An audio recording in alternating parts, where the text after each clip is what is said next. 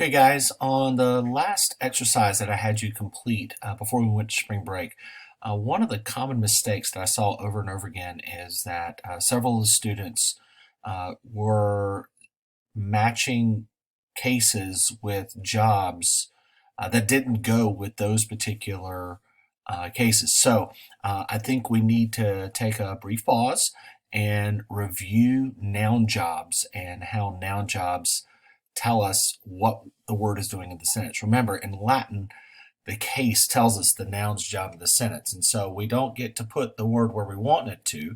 Case tells us where it needs to go. So we're going to walk through the cases one more time.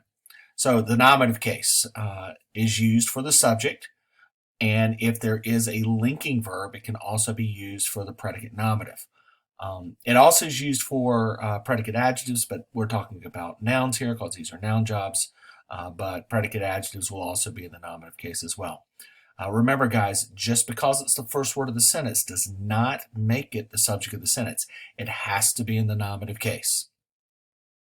Moving on to our next case, the genitive case is used for the possessive noun adjective. That is technically not in our toolbox yet. We haven't gone over the genitive case yet. We've seen it in some of our examples and some of our stories, but the exercises that are in the book and will not be using the genitive case at this time, but just to remind you what that's used for. All right, the dative case. The dative case, the two uses that we've used here for the dative case are the indirect object and the dative of reference. Remember, guys, if something is going to be the indirect object, we have to have a gets verb, a verb that shows giving, entrusting, telling, or showing, and there has to be a direct object.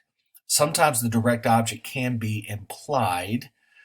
For example, if the sentence is the students sing to the teacher, there's an implied direct object of a song. We had one of our examples in the exercises had one of those as well. Dative of reference, we use that to show if we're doing something on behalf of someone else. The sailors attacked the pirates for the queen. For the queen would be our dative of reference. And because it's called the dative of reference will definitely be in the dative case.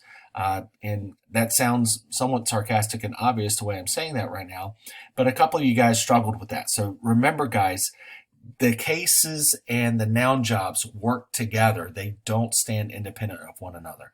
And that's going to help you with your sentence translations. Okay, let's move on to the accusative case.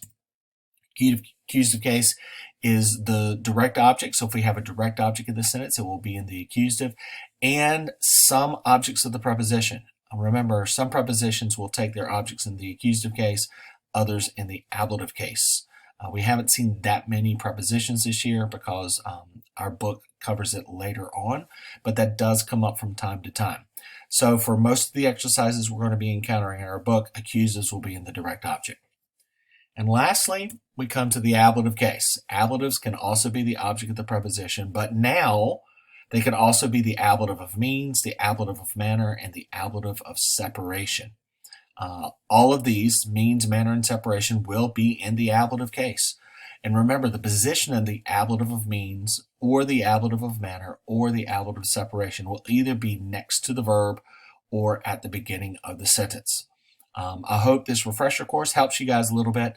There'll be a short quiz to kind of test you on that, and we will move forward next week with some additional exercises. Hope you guys are doing great, and I hope to talk to you soon.